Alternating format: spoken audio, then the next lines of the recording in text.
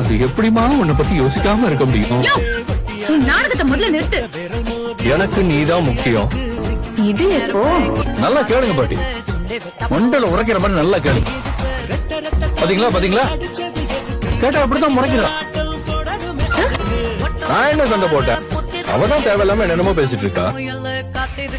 இப்ப எப்படி உங்க அம்மா கிட்டே போட்டு விட்டேன் பாத்தியா?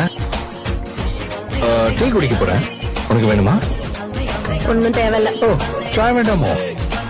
ஓகே, நீ அதை பாத்துக்கிட்டே இரு.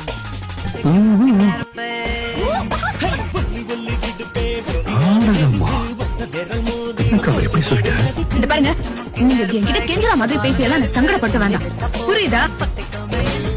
நான் வரேன்.